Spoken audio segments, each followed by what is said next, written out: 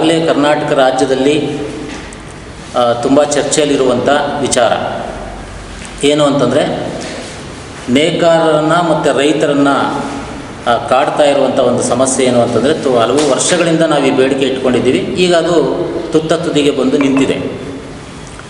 ನಮ್ಮ ರಾಜ್ಯದ KERC ಮುಂದೆ ಟಾಟಾ ಪವರ್ ಕಂಪನಿಯವರು ಬಂದು, ನಾವು ಈ 19 ಜಿಲ್ಲೆಗಳ ಕಂದಾಯ ಜಿಲ್ಲೆಗಳಲ್ಲಿರುವಂಥ 5 ಹೆಸ್ಕಾಮ್ಗಳು ಅಂತೇನು ಕರಿತೀವಲ್ಲ, ಅಲ್ಲಿ ಎಲ್ಲವನ್ನು ಸಹ ನಾವು ನಡೆಸ್ತೀವಿ ಅಂತೇಳಿ ಒಂದು ಅರ್ಜಿಯನ್ನು ಹಾಕ್ಕೊಟ್ಟಿದ್ದಾರೆ. ಅಂದರೆ ಖಾಸಗೀಕರಣಕ್ಕೆ ಸರ್ಕಾರಗಳು ಮುಂದಾಗಿದ್ದಾವೆ. ಅದನ್ನು ವಿರೋಧಿಸಿ ನಾವು ನೇಕಾರ ಸಂಘಟನೆಗಳು ಇಲ್ಲಿ ಪತ್ರಿಕಾಗೋಷ್ಠಿಯನ್ನು ಕರೆದಿದ್ದೀವಿ. ಎರಡನೇ ವಿಚಾರ, ನಮ್ಮ ನೇಕಾರರಿಗೆ ಮತ್ತು ನಾಗರಿಕರಿಗೆ ಅನುಕೂಲ ಆಗೋ ರೀತಿಯಲ್ಲಿ ದೊಡ್ಡಬಳ್ಳಾಪುರ ಟು ಧರ್ಮಾವರಂ ಸಂಚಾರ ಮಾಡುವಂಥ ರೈಲಿನ ವ್ಯವಸ್ಥೆ ನಮಗೆ ಬೇಕು ಅಂಥೇಳಿ ಕೇಳಲಿಕ್ಕೆ ಇವತ್ತು ಮಾನ್ಯ ಕೆ. ಸುಧಾಕರ್ ಅವರು ಲೋಕಸಭಾ ಸದಸ್ಯರು ಅವರಿಗೆ ಒಂದು ಮನವಿಯನ್ನು ಇವತ್ತಿನ ದಿನ ಬೆಳಗ್ಗೆ ಹೋಗಿ ಕೊಟ್ಟು ಬಂದ್ವಿ. ಅದೇ ಸಂದರ್ಭದಲ್ಲಿ ನೇಕಾರರ ಮುಖಂಡರ ಮೇಲೆ ಹಲ್ಲೆ ನಡೆದಿದೆ, ಹೋರಾಟ ನಡೀತಾ ಇರುವಂಥ ಸಂದರ್ಭದಲ್ಲಿ ಅದನ್ನು ಖಂಡಿಸಿ ನಾವಿವತ್ತು ಗೋಷ್ಠಿಯನ್ನು ಮಾಡ್ತಾಯಿದ್ದೀವಿ. ಈ ಒಂದು ಪತ್ರಿಕಾಗೋಷ್ಠಿಯಲ್ಲಿ ಈ 3 ವಿಚಾರಗಳ ಕುರಿತು ನೀವೇ ಹೇಳಿರೋ ಪ್ರಕಾರ ಒಂದಿಬ್ಬರು ನಾವು ಮಾತಾಡ್ತೀವಿ. ನಾನು ಮತ್ತು ಇನ್ನೊಂದು ಸಂಘದ ಅಧ್ಯಕ್ಷರಾದಂಥ ವಿ. ನರಸಿಂಹಮೂರ್ತಿಯವರು ಮಾತಾಡ್ತಾರೆ. ಮೊದಲನೇದಾಗಿ, ಬಹಳ ಸಂಕಷ್ಟದಲ್ಲಿ ನಡೀತಾ ಇದೆ ನಮ್ಮ ನೇಯ್ಗೆ ಉದ್ಯಮ. ಅದಕ್ಕಾಗಿ ಈ 4-5 ತಿಂಗಳ ಹಿಂದೆ ದೊಡ್ಡಬಳ್ಳಾಪುರದಲ್ಲಿ ಒಂದು ದೊಡ್ಡ ಚಳುವಳಿಯನ್ನೇ ನಡೆಸಲಿಕ್ಕೆ ಸಾಧ್ಯ ಆಗಿದೆ. ನಮ್ಮ 2 ಸಂಘಟನೆಗಳು ಮತ್ತು ಇತರೆ ನೇಕಾರ ಸಂಘಟನೆಗಳನ್ನೆಲ್ಲ ಸೇರಿಸ್ಕೊಂಡು ನಾವು ಒಂದು ದೊಡ್ಡ ಚಳುವಳಿಯನ್ನು ಹುಟ್ಟಾಕಿದ್ವಿ. ಅದರಲ್ಲಿದ್ದಂಥ ಪ್ರಶ್ನೆ ಏನಪ್ಪ ಅಂತಂದರೆ, ಇವತ್ತು ತುಂಬ ಸಂಕಷ್ಟದಲ್ಲಿ ನೇಕಾರರು ಉದ್ದಿಮೆಯನ್ನು ನಂಬಿ ಬದುಕ್ತಾ ಇದ್ದೀವಿ. ಆ ಉದ್ದಿಮೆ ನಡೆಸಲಿಕ್ಕೆ ತುಂಬ ಕಷ್ಟದಲ್ಲಿದ್ದೀವಿ. ಇಂಥ ಸಂದರ್ಭದಲ್ಲಿ ಸರ್ಕಾರ ನಮ್ಮ ಜೊತೆಗೆ ನಿಲ್ಲಬೇಕು ಅಂಥೇಳಿ ರಾಜ್ಯ ಸರ್ಕಾರದ ಗಮನವನ್ನು ಸೆಳೆಯೋ ಮಟ್ಟದಲ್ಲಿ ನಾವು ಹೋರಾಟವನ್ನು, ಚಳುವಳಿಯನ್ನು ದೊಡ್ಡಬಳ್ಳಾಪುರದಲ್ಲಿ ನಡೆಸಲಿಕ್ಕೆ ಸಾಧ್ಯ ಆಗಿದೆ. ಅದರ ಒಂದು ಪ್ರತಿಫಲವಾಗಿ ನಿಮಗೆಲ್ಲ ಗೊತ್ತಿದೆ, ಕಳೆದ 3-4 ತಿಂಗಳ ಹಿಂದೆ ನಮ್ಮ ತಾಲೂಕಿನ ಶಾಸಕರು ಮತ್ತು ನಮ್ಮ ಜಿಲ್ಲೆಯ ಉಸ್ತುವಾರಿ ಮಂತ್ರಿಗಳು ಆಗಿರುವಂಥ ಮುನಿಯಪ್ಪನವರು ಮತ್ತು ಧೀರಜ್ ಮುನ್ರಾಜ್ ಅವರು ಪೈಪೋಟಿಯಲ್ಲಿ ಒಂದು ಮಳಿಗೆಯನ್ನು ಶಂಕುಸ್ಥಾಪನೆಯನ್ನು ಮಾಡಿರುವಂಥದ್ದು ನಾವೆಲ್ಲ ಗಮನಿಸಿದ್ದೀವಿ. ಹಿಂದೆ 16 ವರ್ಷಗಳ ಕಾಲ ನಾವು ಕೇಳಿದ್ವಿ, ಆ ಬೇಡಿಕೆಯನ್ನಿಟ್ಟು ಹೋರಾಟ ಮಾಡಿದ್ವಿ. ಆದರೆ ಮೊನ್ನೆ ನಡೆದಂಥ ಹೋರಾಟದ ಫಲವಾಗಿ ಆ ಒಂದು ಶಂಕುಸ್ಥಾಪನೆ ಮಾಡಲಿಕ್ಕೆ ಒಂದು ನಾ ಮುಂದು ತಾ ಮುಂದು ಅಂಥೇಳಿ ಅವರು ಮುಂದೆ ಬಂದು ಶಂಕುಸ್ಥಾಪನೆ ಮಾಡಿರುವಂಥದ್ದು ನಮ್ಮ ಹೋರಾಟಕ್ಕೆ ಸಿಕ್ಕಿರುವಂಥ ಜಯ ಅಂಥೇಳಿ ನಾವಂತೂ ಭಾವಿಸ್ತೀವಿ. ಆದರೆ ಅದು ನೆನಗುದಿಗೆ ಬಿದ್ದಿದೆ. ಅದನ್ನು ತಕ್ಷಣ ನೀವು ಆ ಕಟ್ಟಡವನ್ನು ಕಟ್ಟಲಿಕ್ಕೆ ಪ್ರಾರಂಭ ಮಾಡಬೇಕು. ಶೀಘ್ರವಾಗಿ ನಮ್ಮ ನೇಕಾರರಿಗೆ ಆ ಮಳಿಗೆಯನ್ನು ಕಟ್ಟಿ ಅದನ್ನು ಕಾರ್ಯರೂಪಕ್ಕೆ ತರಬೇಕು ಅಂತೇಳಿ ನಾವು ಈ ಮೂಲಕ ಒತ್ತಾಯ ಮಾಡ್ತಾಯಿದ್ದೀವಿ. ಈಗ ನಮ್ಮ ಮುಂದೆ ಒಂದು ಪೆಡಂಭೂತವಾಗಿ ಬಂದು ನಿಂತಿರುವಂಥ ಪ್ರಶ್ನೆ ಏನು ಅಂತಂದರೆ, ವಿದ್ಯುತ್ ಕ್ಷೇತ್ರದ ಖಾಸಗೀಕರಣ. ಬಂಧುಗಳೇ, ನಮಗೆಲ್ಲ ಗೊತ್ತಿದೆ, ಇವತ್ತು ಇಡೀ ರಾಜ್ಯದಲ್ಲಿ ಗೃಹಜ್ಯೋತಿ ಇರ್ಬೋದು ಅಥವಾ ಭಾಗ್ಯಜ್ಯೋತಿ ಇರ್ಬೋದು, ಈ ಥರದ ಬಹಳ ಮುಖ್ಯವಾಗಿ ನೇಕಾರರಿಗೆ ಸಂಬಂಧಪಟ್ಟಂತೆ ಹೇಳೋದಾದರೆ ವಿದ್ಯುತ್ ಸಬ್ಸಿಡಿ 1.25 ರೂಪಾಯಿ ಕರೆಂಟ್ ಇತ್ತು. ಮತ್ತು ಅದನ್ನು ಫ್ರೀ ಅಂಥೇಳಿ ಮಾಡಿದ್ರಿಂದ ಈಗೇನೋ ಒಂಚೂರು ಸಣ್ಣದಾಗಿ ನಾವು ಉಸಿರಾಡುವಂಥ ಪರಿಸ್ಥಿತಿ ಇದೆ. ಇದೇನಾದರೂ ಅವರು ಟಾಟಾ ಕಂಪ್ನಿಗೆ ಅವರೇನಾದರೂ ಪರಭಾರೆ ಮಾಡಿದರೆ, ಅಂದರೆ ಅವರು ಖಾಸಗೀಕರಣ ಮಾಡಿ ಇಲ್ಲ ನೀವು ನಡೆಸ್ರಿ ಅಂತೇಳಿ ಅವರೇನಾದರೂ ಬಿಟ್ಟಿದ್ದೇ ಆದರೆ, ನಾನು ಇವತ್ತು ಹೇಳಲಿಕ್ಕೆ ಬಯಸುವಂಥದ್ದು ಒಂದು ಮಾತಿದೆ, ಬಹುಶಃ ಹೇಳಿದ್ರೆ ತಪ್ಪಾಗ್ಬೋದು. ಮುಂದಿನ ದಿನಗಳಲ್ಲಿ ದೊಡ್ಡಬಳ್ಳಾಪುರದಲ್ಲಿ ಮಗ್ಗದ ಸೌಂಡು ಕಡಿಮೆ ಆಗ್ತದೆ ಅನ್ನುವಂಥದ್ದು ನಾನಂತೂ ಹೇಳಲಿಕ್ಕೆ ಬಯಸ್ತೀನಿ. ಯಾಕೆ ಅಂತಂದರೆ, ಇವತ್ತು ಸೀರೆಗೆ ಲಾಭ ಕಡಿಮೆ ಆದರೂ ಸಹ ಆ ಉದ್ಯೋಗ ಬಿಟ್ಟರೆ ನಮಗೆ ಬೇರೆ ಉದ್ಯೋಗ ಗೊತ್ತಿಲ್ಲ ಅನ್ನೋ ಕಾರಣಕ್ಕೋಸ್ಕರ ಆ ಉದ್ಯೋಗ ನಡೆಸ್ತಾ ಇರುವಂಥದ್ದು ನಾವೆಲ್ಲ ನೋಡ್ತಾ ಇದ್ದೀವಿ.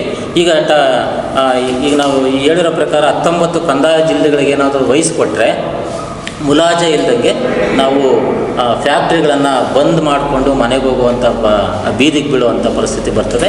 ಈಗಾಗಲೇ 6ಕ್ಕೆ 3 ರೀತಿಯಲ್ಲಿ ಮಗ್ಗಗಳನ್ನು ಮಾರಾಟ ಮಾಡಿ ನಾವು ಬದಲಿ ಏನಾದರೂ ಉದ್ಯೋಗ ನೋಡ್ಕೋಬೇಕು ಅನ್ನುವಂಥ ಪರಿಸ್ಥಿತಿಗೆ ಇವತ್ತು ನೇಕಾರರು ಬಂದು ನಿಂತಿದ್ದಾರೆ ಅನ್ನುವಂಥದ್ದು ಇಲ್ಲಿ ನಾವು ಗಮನಿಸಬೇಕಾಗಿರುವಂಥ ಅಂಶ.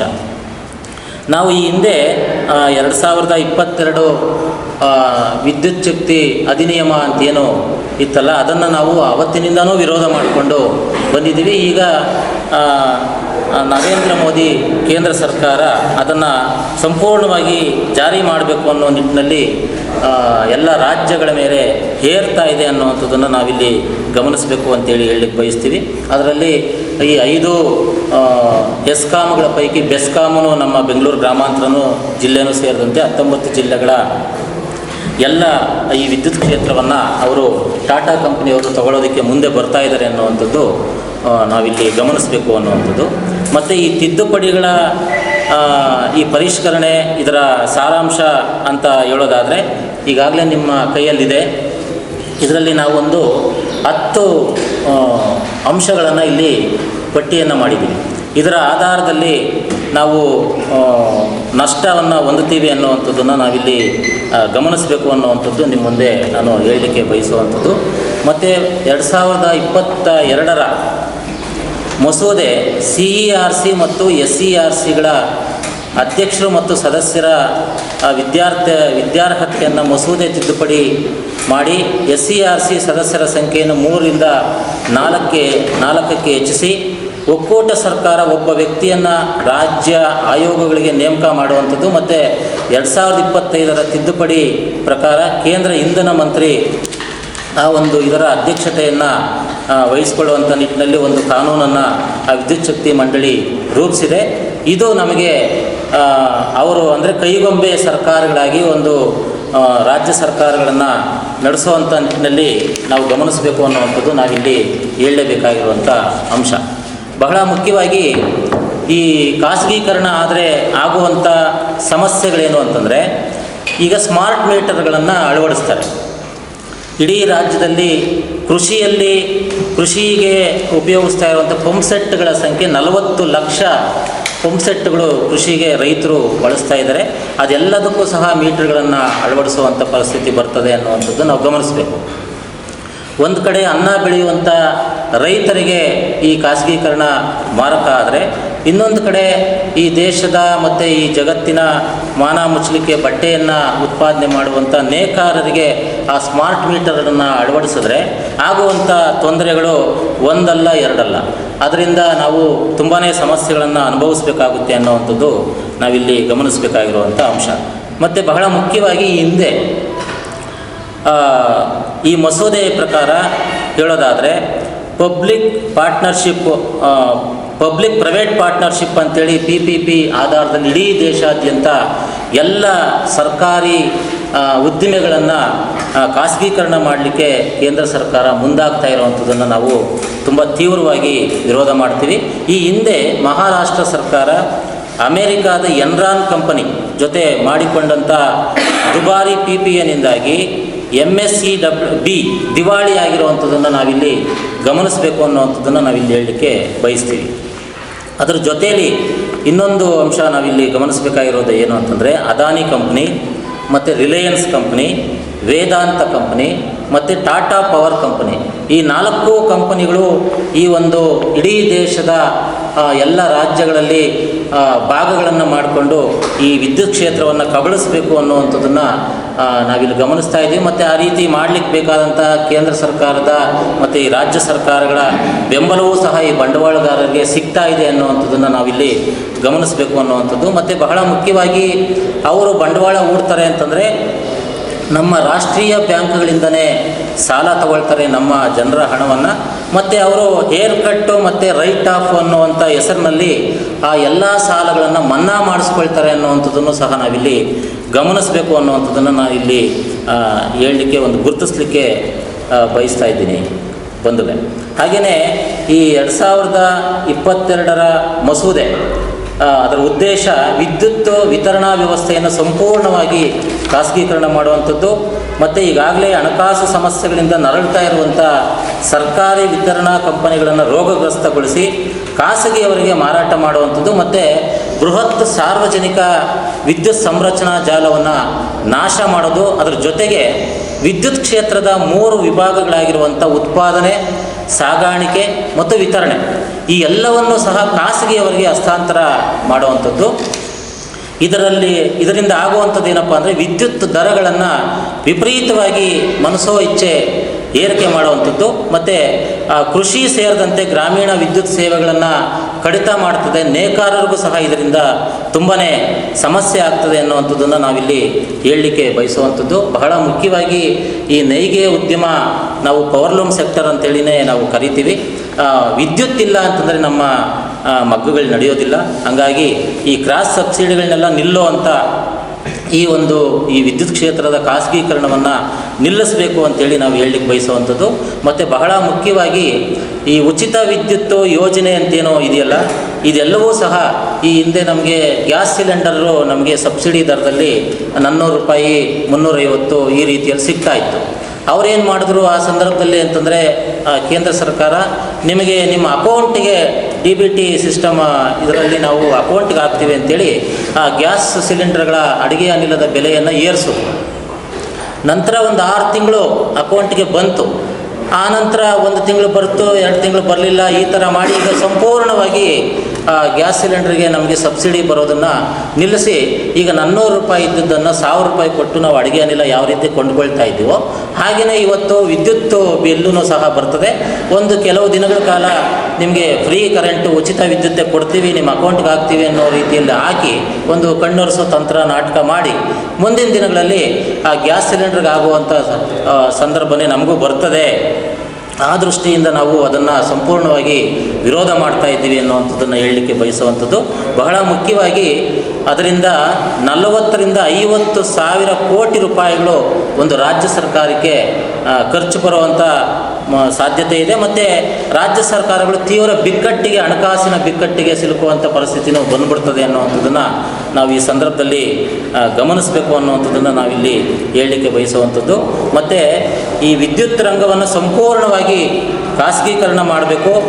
4-5 ಏಕಸ್ವಾಮ್ಯ ಬಂಡವಾಳದಾರರ ಕಂಪನಿಗಳಿಗೆ ಅವರ ಲಾಭಕ್ಕೆ ಇಡೀ ದೇಶದ ಒಟ್ಟಾರೆ ಹಿತಾಸಕ್ತಿಯನ್ನು ಬಲಿ ಕೊಟ್ಟು ಪರಭಾರೆ ಮಾಡಬೇಕು ಅಂತೇಳಿ ಏನು ಈ ಸರ್ಕಾರಗಳು ಹೊರಟಿದವಲ್ಲ, ಅದನ್ನು ನಾವು ತೀವ್ರವಾಗಿ ನಮ್ಮ 2 ನೇಕಾರ ಸಂಘಟನೆಗಳ ಪರವಾಗಿ ನಾವು ವಿರೋಧ ಮಾಡ್ತಾ ಇದ್ದೀವಿ.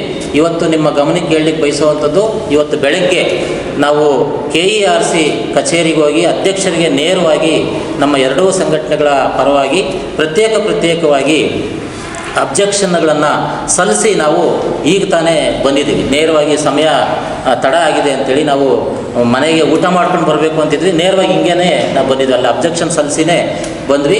ಮತ್ತು ಬೆಳಗ್ಗೆ ನಮ್ಮ ಲೋಕಸಭಾ ಸದಸ್ಯರಾಗಿರುವಂಥ ಡಾಕ್ಟರ್ ಕೆ ಸುಧಾಕರ್ ಅವರಿಗೆ ಒಂದು ಮನವಿಯನ್ನು ಸಲ್ಲಿಸಿದ್ವಿ. ಉದ್ದೇಶ ಏನು ಅಂತಂದರೆ, ಈಗ ನಮ್ಮ ದೊಡ್ಡಬಳ್ಳಾಪುರ ಮತ್ತು ಧರ್ಮಾವರಂ ಈ 2 ಅಂದರೆ ಈ ದೊಡ್ಡಬಳ್ಳಾಪುರದಿಂದ ಧರ್ಮಾವರಂಗೆ ವ್ಯಾಪಾರದ ಇದರ ಹಿತಾಸಕ್ತಿಗೋಸ್ಕರ ನಾವು ನೇಕಾರರು ಎಲ್ಲರೂ ಓಡಾಡುವಂಥದ್ದು ಎಲ್ಲರಿಗೂ ಗೊತ್ತಿರುವಂಥ ವಿಚಾರ. ಜೊತೆಗೆ ನಾಗರಿಕರು ಸಹ ನೂರಾರು ಸಂಖ್ಯೆಯಲ್ಲಿ ಪ್ರತಿದಿನ ಓಡಾಡುವಂಥದ್ದು ನಮಗೆಲ್ಲ ಗೊತ್ತಿದೆ.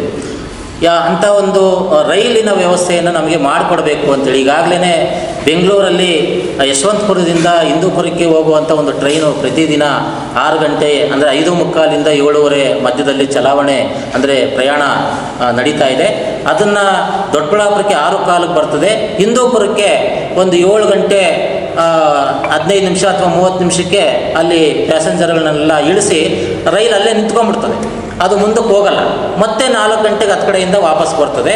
ಆ ಒಂದು ರೈಲನ್ನು ಧರ್ಮಾವರಂ ಮತ್ತು ಅನಂತಪುರ ಮಾರ್ಗವಾಗಿ ಹೋಗಿ ಮತ್ತೆ ವಾಪಸ್ ಬರೋ ರೀತಿಯಲ್ಲಿ ಒಟ್ಟಾರೆಯಾಗಿ ನಮ್ಮ ದೊಡ್ಡಬಳ್ಳಾಪುರದ ನೇಕಾರರಿಗೆ ಅನುಕೂಲ ಆಗೋ ರೀತಿಯಲ್ಲಿ ಬೆಳಗ್ಗೆ 6:15ರಿಂದ ಒಂದು 8 ಗಂಟೆ ಒಳಗಡೆ ಇನ್ನೂ ಒಂದು ಟ್ರೈನ್ ಹಾಕಬೇಕು. ಮತ್ತು ಈಗ ಆಲ್ರೆಡಿ ಚಲಾವಣೆಯಲ್ಲಿರುವಂಥ ರೈಲು ಹಿಂದೂಪುರದಲ್ಲಿ ಸ್ಟಾಪ್ ಕೊಡುವಂಥ ರೈಲನ್ನು ಇನ್ನು ಸ್ವಲ್ಪ ಮುಂದುವರಿಸಿ ಧರ್ಮಾವರಂವರೆಗೂ ತೊಗೊಂಡು ಹೋದರೆ ಎಲ್ಲ ನೇಕಾರರಿಗೆ ಅನುಕೂಲ ಆಗ್ತದೆ. ಸಾವಿರಾರು ರೂಪಾಯಿ ಖರ್ಚು ಮಾಡಿಕೊಂಡು ಕಾರುಗಳಲ್ಲಿ ಬಸ್ಸುಗಳಲ್ಲಿ ವನವಾಸ ಬಿದ್ದುಕೊಂಡು ಆ ಮೂಟೆಗಳ ಲಾಭ ಇಲ್ಲದೆ ಇರುವಂಥ ಸಂದರ್ಭದಲ್ಲಿ ಆ ಮೂಟೆಗಳು ಒತ್ಕೊಂಡು ಒದ್ದಾಡುವಂಥ ಈ ಒಂದು ಪರಿಸ್ಥಿತಿಯನ್ನು ತಪ್ಪಿಸ್ಬೋದು ಅನ್ನುವಂಥ ಅಂಶವನ್ನು ನಾವು ಮಾನ್ಯ ನಮ್ಮ ಲೋಕಸಭಾ ಸದಸ್ಯರ ಗಮನಕ್ಕೆ ತಂದ್ವಿ. ಇಲ್ಲ, ಖಂಡಿತ ನಾನು ಇದನ್ನು ಮಾಡಿಕೊಡ್ತೀನಿ ಅಂತೇಳಿ ನಮಗೆ ಭರವಸೆಯನ್ನು ಕೊಟ್ಟಿದ್ದಾರೆ. ನಾವು ಒಂದು 15 ದಿನದ ಒಳಗಡೆ ನಾವು ಈ ಕೆಲಸ ಮಾಡಿಕೊಡ್ತೀವಿ ಅಂತ ಹೇಳಿದ್ದಾರೆ. ಇಲ್ಲ ಅಂತಂದರೆ ನಾವು ಮತ್ತೊಂದು ಸಾರಿ ಬರ್ತೀವಿ ಸರ್ ಅಂತ, ಇಲ್ಲ ನಾನು ಮಾಡಿಕೊಡ್ತೀನಿ ಅಂತೇಳಿ ಹೇಳಿದ್ದಾರೆ ಅನ್ನುವಂಥ ಅಂಶವನ್ನು ನಾವಿಲ್ಲಿ ಗಮನಿಸಬೇಕು ಅನ್ನುವಂಥದ್ದು. ಜೊತೆಗೆ ಇನ್ನೊಂದು ಬಹಳ ಮುಖ್ಯವಾದಂಥ ಅಂಶ ಏನು ಅಂತಂದರೆ, ಇದೊಂದು ಪ್ರಜಾಪ್ರಭುತ್ವ ದೇಶ ನಮ್ಮದು. ಎಲ್ಲರೂ ಸಹ ಹೋರಾಟ ಮಾಡುವಂಥ ಹಕ್ಕನ್ನು ನಾವೆಲ್ಲರೂ ಸಹ ಪಡ್ಕೊಂಡಿದ್ದೀವಿ. ಸಂವಿಧಾನ ನಮಗೆ ಆ ಒಂದು ಅವಕಾಶವನ್ನು ಮಾಡಿಕೊಟ್ಟಿದೆ. ಯಾಕೆ ಅಂತ ಎಲ್ಲರೂ ಸಹ ಪ್ರಶ್ನೆ ಮಾಡುವಂಥ ಸ್ವಾತಂತ್ರ್ಯ ನಮಗೆಲ್ಲ ಇದೆ. ಆದರೆ ಇದರಲ್ಲಿ ಇಲ್ಲಿ ಮಹಾಲಿಂಗಪುರ ತಾಲೂಕಿನಲ್ಲಿ ಎಸ್ಕಾಂ ಕಚೇರಿ ಮುಂದೆ ನಮ್ಮ ನೇಕಾರರು, ರೈತರು ಎಲ್ಲರೂ ಸೇರಿ ವಿದ್ಯುತ್ ಕ್ಷೇತ್ರದ ಖಾಸಗೀಕರಣವನ್ನು ವಿರೋಧಿಸಿ ಹೋರಾಟ ನಡೆಸ್ತಾ ಇದ್ದಂಥ ಸಂದರ್ಭದಲ್ಲಿ ಕೇಂದ್ರ ಸರ್ಕಾರದ ಪ್ರಸ್ತಾಪ ಮಾಡಬಾರ್ದು, ನೀವೇನಿದ್ರು ರಾಜ್ಯ ಸರ್ಕಾರದ ಮೇಲೆ ಏನಾದರೂ ಹೇಳ್ಕೋಬೋದು ಅಷ್ಟೇ ಅಂಥೇಳಿ ಅಲ್ಲಿದ್ದಂಥ ಸಿದ್ದು ಸೌದಿ ಅಲ್ಲಿನ ಶಾಸಕರು ಮತ್ತು ಅವರ ಹಿಂಬಾಲಕರು ಶಿವಲಿಂಗ ಟರ್ಕಿ ಅನ್ನುವಂಥ ನೇಕಾರರ ಸೇವಾ ಸಂಘ ರಾಜ್ಯ ಅಧ್ಯಕ್ಷರಾದಂಥ ಶಿವಲಿಂಗ ಟರ್ಕಿ ಅವರ ಮೇಲೆ ಹಲ್ಲೆ ಮಾಡಿದ್ದಾರೆ, ಹೊಡೆದಿದ್ದಾರೆ, ಅವಾಚ್ಯ ಶಬ್ದಗಳಿಂದ ನಿಂದಿಸಿದ್ದಾರೆ. ಅಲ್ಲಿನ ಪೊಲೀಸ್ ಠಾಣೆಯಲ್ಲಿ ಕೇಸ್ FIR ಫೈಲ್ ಆಗಿದೆ. ನಾವು ಇಲ್ಲಿ ದೊಡ್ಡಬಳ್ಳಾಪುರದಲ್ಲಿ ನಮ್ಮ ಎರಡೂ ನೇಕಾರ ಸಂಘಟನೆಗಳ ಪರವಾಗಿ ನಾವು ಒತ್ತಾಯ ಮಾಡೋದೇನು ಅಂತಂದರೆ, ಬಹಳ ಮುಖ್ಯವಾಗಿ ನೇಕಾರರ ಮುಖಂಡರ ಮೇಲೆ ಏನು ನೀವು ದೈಹಿಕ ಹಲ್ಲೆ ಮಾಡಿದ್ದೀರಿ, ಅವಾಚ್ಯ ಶಬ್ದಗಳಿಂದ ನಿಂದಿಸಿದಿರಿ, ನೀವು ಮೊದಲು ಕ್ಷಮೆ ಕೇಳಬೇಕು ಅಂತೇಳಿ ನಾವು ಆ ಶಾಸಕರನ್ನು ಒತ್ತಾಯ ಮಾಡ್ತೀವಿ. ಜೊತೆಗೆ ಅವರಿಗೆ ಕಾನೂನು ರೀತಿಯ ಕ್ರಮವನ್ನು ಜರುಗಿಸಬೇಕು ಅಂತಲೂ ಸಹ ನಾವು ಈ ಸಂದರ್ಭದಲ್ಲಿ ಎರಡೂ ಸಂಘಟನೆಗಳ ಪರವಾಗಿ ಒತ್ತಾಯವನ್ನು ಮಾಡ್ತಾ ಇದ್ದೀವಿ. ಈಗ ಈ ಮುಂದಿನ ವಿಚಾರಗಳು ಅವರೇನಾದರೂ ಆ ರೀತಿ ನಡ್ಕೊಳ್ಳಿಲ್ಲ ಅಂತಂದರೆ ಈ ಮೂರೂ ವಿಚಾರಗಳನ್ನು ಇಟ್ಕೊಂಡು ನಾವು ಮುಂದಿನ ದಿನಗಳಲ್ಲಿ ಒಂದು ಪ್ರಬಲವಾದಂಥ ಹೋರಾಟವನ್ನು ರೂಪಿಸಬೇಕು ಅಂಥೇಳಿ ನಾವು ನಿನ್ನೆ ನಡೆದಂಥ ಒಂದು ಎರಡು ನೇಕಾರ ಸಂಘಟನೆಗಳ ಸಭೆಯಲ್ಲಿ ತೀರ್ಮಾನ ಮಾಡಿದ್ದೀವಿ. ಒಂದು ಉಗ್ರವಾದಂಥ ಹೋರಾಟಕ್ಕೆ ನಾವು ಹೋಗಬೇಕು ಅಂತಿದ್ದೀವಿ. ಒಂದು, ಈ ವಿದ್ಯುತ್ ಕ್ಷೇತ್ರದ ಖಾಸಗೀಕರಣ ಅದು ರೈತರಿಗೆ ಮಾರಕ ಆಗಿದೆ, ಅದು ವಾಪಸ್ ತೆಗಿಬೇಕು. ಮತ್ತು ಬರೀ ವಿದ್ಯುತ್ ಕ್ಷೇತ್ರ ಅಲ್ಲ, ಇಡೀ ದೇಶದಲ್ಲಿ ಎಲ್ಲ ಸಾರ್ವಜನಿಕ ಉದ್ದಿಮೆಗಳು ಖಾಸಗೀಕರಣ ಮಾಡ್ತಾ ಇದ್ದಾರೆ. ಅದು ರೈಲ್ವೆ ಇರ್ಬೋದು, ವಿಮಾನ ಇರ್ಬೋದು, ಬಂದರು ಇರ್ಬೋದು, BHEL, HAL ಎಲ್ಲವನ್ನೂ ಖಾಸಗೀಕರಣ ಮಾಡಿ ಒಟ್ಟಾರೆಯಾಗಿ ದೇಶವನ್ನು ಮಾರಾಟಕ್ಕೆ ಇಟ್ಟಿರುವಂಥ ಇದನ್ನು ನಾವು ಖಂಡಿಸ್ತಾ ಇದ್ದೀವಿ. ಬಹಳ ಮುಖ್ಯವಾಗಿ ಈ ವಿದ್ಯುತ್ ಕ್ಷೇತ್ರವನ್ನು ಖಾಸಗೀಕರಣ ಮಾಡುವಂಥದ್ದು ಇದೊಂದು ಸೇವಾ ವಲಯ, ಇದು ಸರಕಾಗಿ ನೀವು ನೋಡಬಾರ್ದು. ಎಲ್ಲ ಬಡವರು, ರೈತರು, ಕಾರ್ಮಿಕರು ಎಲ್ಲರಿಗೂ ಕೈಗೆಟುಕೋ ದರದಲ್ಲಿ ಅಥವಾ ಉಚಿತವಾಗಿ ಎಲ್ಲರಿಗೂ ವಿದ್ಯುತ್ ಸಿಗಬೇಕು ಅಂತೇಳಿ ನಾವು ಒತ್ತಾಯ ಮಾಡ್ತಾ ಇದ್ದೀವಿ. ಮುಂದಿನ ದಿನಗಳಲ್ಲಿ ಒಂದು ಬೃಹತ್ತಾದಂಥ ಹೋರಾಟವನ್ನು ಸಹ ನಾವು ರೂಪಿಸೋರಿದ್ದೀವಿ. ಜೊತೆಗೆ ಆ ಟ್ರೈನು ನಮ್ಮ ದೊಡ್ಡಬಳ್ಳಾಪುರದಿಂದ ಧರ್ಮಾರಂಗೆ ಪ್ರಯಾಣ ಅಂದರೆ ಆ ರೈಲು ಸೌಲಭ್ಯ ಸಿಗೋ ತನಕ ನಾವು ಬಿಡೋದಿಲ್ಲ. ಈ 15 ದಿನಗಳ ಕಾಲಾವಕಾಶ ಅವ್ರು ತೊಗೊಂಡಿದ್ದಾರೆ, ಮಾಡಿಸ್ಕೊಡ್ತೀವಿ ಅಂತ ಹೇಳಿದ್ದಾರೆ. ಆ ನಂಬಿಕೆ ನಮಗೂ ಸಹ ಇದೆ. ಅವ್ರು ಒಂದು ವೇಳೆ ಅದು ಮಾಡಲಿಲ್ಲ ಅಂತಂದರೆ ಮುಂದಿನ ದಿನಗಳಲ್ಲಿ ನಾವು ಹೋರಾಟ ಮಾಡಬೇಕು ಅಂತೇಳಿ ಇದ್ದೀವಿ. ಮತ್ತು ನೇಕಾರರ ಮುಖಂಡರ ಮೇಲೆ ಏನು ಹಲ್ಲೆ ಆಗಿದೆ ಅವರು ತಕ್ಷಣ ಕ್ಷಮೆ ಕೇಳಬೇಕು ಮತ್ತು ಕಾನೂನು ರೀತಿಯ ಕ್ರಮವನ್ನು ಜರುಗಿಸಬೇಕು ಅನ್ನುವಂಥ ಅಂಶಗಳನ್ನು ನಾವು ಈ ಪತ್ರಿಕಾಗೋಷ್ಠಿ ಮೂಲಕ ಎರಡೂ ಅಂದರೆ ಕರ್ನಾಟಕ ರಾಜ್ಯ ನೇಕಾರ ಹಿತರಕ್ಷಣಾ ಸಮಿತಿಯ ಪರವಾಗಿ ಮತ್ತು ದೊಡ್ಡಬಳ್ಳಾಪುರ ಟೆಕ್ಸ್ಟೈಲ್ ವೀವರ್ಸ್ ಅಸೋಸಿಯೇಷನ್ನಿನ ಪರವಾಗಿ ಈ ವೇದಿಕೆ ಮೇಲಿರುವಂಥ ಎಲ್ಲ ಮುಖಂಡರುಗಳ ಪರವಾಗಿ ತಮ್ಮಲ್ಲಿ ನಾನು ಹೇಳಲಿಕ್ಕೆ ಬಯಸ್ತಾ ಇದ್ದೀನಿ. ದೊಡ್ಡಬಳ್ಳಾಪುರ ಈಗ ನಮ್ಮ ಕರ್ನಾಟಕ ರಾಜ್ಯದಲ್ಲಿ ಏನಿವತ್ತು ವಿದ್ಯುತ್ತನ್ನು ಖಾಸಗೀಕರಣ ಮಾಡಿಕೊಂಡಿದ್ದಾರೆ. ಇದಕ್ಕೆ ನಮ್ಮ ದೊಡ್ಡಬಳ್ಳಾಪುರ ಎಲ್ಲ ಸಂಘಟನೆಗಳು ಇದನ್ನು ವಿರೋಧ ಮಾಡ್ತಾ ಇದ್ದೀವಿ. ಹಾಗೂ ಇವತ್ತು ಆಕ್ಷೇಪಣೆ ಕೂಡ ಕರ್ನಾಟಕ ವಿದ್ಯುತ್ ನಿಯಂತ್ರಣ ಆಯೋಗಕ್ಕೆ ಹೋಗಿ ಆಕ್ಷೇಪಣೆಯನ್ನು ಸಲ್ಲಿಸಿ ಬಂದಿದ್ದೀವಿ. ಮುಂದಿನ ದಿನಗಳಲ್ಲಿ ಏನಾದರೂ ಇದು ನಿಲ್ಲಿಸಿಲ್ಲ ಅಂದರೆ ಉಗ್ರ ಹೋರಾಟವನ್ನು ಸಹ ಮಾಡ್ತೀವಿ. ಎಲ್ಲ ಸಂಘಟನೆಗಳು ಸೇರಿ ಉಗ್ರ ಹೋರಾಟವನ್ನು ಮಾಡ್ತೀವಿ. ಈಗಾಗಲೇ ನಿಮಗೆ ಗೊತ್ತಿರೋ ಹಾಗೆ ಕಳೆದ ನಾವು 5-6 ತಿಂಗಳಿಂದ ದೊಡ್ಡಬಳ್ಳಾಪುರದಲ್ಲಿ ನೇಕಾರಿಕೆ ತುಂಬ ಕುಸಿದು ಹೋಗಿದೆ. ಅದರ ಮೇಲೆ ಇದು ತಂದುಬಿಟ್ರೆ ಮುಂದಿನ ದಿನಗಳಲ್ಲಿ ವೆಂಕಟೇಶ್ವರ ಹೇಳ್ದಂಗೆ ಹಾಗೂ ಅದು ವಾಸ್ತವನೇ ಸಂಪೂರ್ಣ ನೆಲ ಕಚ್ಚೋಗ್ತದೆ. ಇವತ್ತೇನು ಕರೆಂಟು ಹಿಂದೆ ಸಬ್ಸಿಡಿ ಬರ್ತಾಯಿತ್ತು, ಈಗ ಅದನ್ನು ಉಚಿತ ಮಾಡಿದ್ದಾರೆ. ಅಷ್ಟೋ ಇಷ್ಟೋ ಹಂಗೋ ಹಿಂಗೋ ಗುಡುಕ್ತಾ ಇದೆ. ಈಗ ಅದನ್ನು ಖಾಸಗೀಕರಣ ಆಗಿಬಿಟ್ರೆ ದಿನ ದಿನ ಸಂಪೂರ್ಣವಾಗಿ ದೊಡ್ಡಬಳ್ಳಾಪುರದಲ್ಲಿ ಮಗ್ಗದ ನೇಕಾರಿಕಾ ಉದ್ಯಮನೇ ನಶಿಸಿ ಹೋಗುತ್ತೆ. ಆದ್ದರಿಂದ ದಯವಿಟ್ಟು ಇದನ್ನು ರಾಜ್ಯ ಸರ್ಕಾರ ಮಾಡ್ತಾ ಇದೆಯೋ ಕೇಂದ್ರ ಸರ್ಕಾರ ಮಾಡ್ತಾ ಇದೆಯೋ ನಮಗೆ ಗೊತ್ತಿಲ್ಲ. ಅವ್ರ ಮೇಲೆ ಇವ್ರು ಹೇಳೋದು, ಇವ್ರ ಮೇಲೆ ಅವ್ರು ಹೇಳೋದು ನಮಗೆ ಅವಶ್ಯಕತೆ ಇಲ್ಲ. ನೀವು ಜನಗಳು ಹಿತ ಕಾಯಬೇಕು ಅಂತ ನಾವು ನಿಮ್ಮನ್ನು ಆರಿಸಿ ಕಳಿಸಿದ್ದೀವಿ. ನೀವು ಅದಕ್ಕೋಸ್ಕರ ನಮ್ಮ ದೊಡ್ಡಬಳ್ಳಾಪುರದಲ್ಲಿ ನೇಕಾರಿಕಾಗಲಿ ಇಡೀ ರಾಜ್ಯದಲ್ಲಿ ಆಗ್ಬೋದು ಹಾಗೂ ರೈತರಿಗೆ ಆಗ್ಬೋದು ಅನ್ಯಾಯ ಮಾಡ್ದಂಗೆ ಖಾಸಗೀಕರಣ ಮಾಡ್ದಂಗೆ ನಮಗೆ ಇದೊಂದು ಉಳಿಸ್ಕೊಡ್ಬೇಕಂತ ನಿಮ್ಮ ಪತ್ರಿಕಾ ಮುಖಾಂತರ ಕೇಳ್ಕೊತಾ ಇದ್ದೀವಿ. ಹಾಗೂ ಬೆಂಗಳೂರಿಂದ ಒಂದು ಟ್ರೈನ್ ಬರುತ್ತೆ ದೊಡ್ಡಬಳ್ಳಾಪುರಕ್ಕೆ. ಆ ಟ್ರೈನು ಹಿಂದೂಪುರಕ್ಕೆ ಹೋಗಿ ಸ್ಟಾಪ್ ಆಗಿಬಿಡುತ್ತೆ. ನಮ್ಮ ದೊಡ್ಡಬಳ್ಳಾಪುರದಲ್ಲಿ ಇವತ್ತಿನ ದಿನದಲ್ಲಿ ಸುಮಾರು ಧರ್ಮವರಂವರೆಗೂ ವ್ಯಾಪಾರಸ್ಥರು ಹೋಗ್ತಾ ಇದ್ದಾರೆ, ಹೋಗಿ ಬರ್ತಾ ಇದ್ದಾರೆ. ತುಂಬ ತೊಂದರೆ ಆಗ್ತಾ ಇದೆ. ಬಸ್ಸುಗಳು ಒಂದೆರಡು ಬಿಟ್ಟರೆ ಬೇರೆ ಯಾವುದೂ ವ್ಯವಸ್ಥೆ ಇಲ್ಲ. ಹಂಗಾಗಿ ಇವತ್ತು ನಾವು ಮಾನ್ಯ ಲೋಕಸಭಾ ಸದಸ್ಯರ ಹತ್ರ ಡಾಕ್ಟರ್ ಸುಧಾಕರ್ ಅವ್ರ ಹತ್ರ ಮನವಿ ಮಾಡಿದ್ದೇವೆ. ಅವ್ರು ಹೇಳಿದ್ದೇವೆ ಈ ಕೂಡಲೇ ನಿಮಗೆ ತಕ್ಷಣ ಒಂದು 15-20 ದಿನದ ಒಳಗಾಗಿ ವ್ಯವಸ್ಥೆ ಮಾಡಿಸ್ಕೊಡ್ತೀವಿ ಅಂತ ಹೇಳಿದ್ದಾರೆ. ಅವ್ರಿಗೆ ನಮ್ಮ ಸಂಘಟನೆಗಳ ಮುಖಾಂತರವಾಗಿ ಅಭಿನಂದನೆ ಸಲ್ಲಿಸ್ತಾ ಇದ್ದೇವೆ.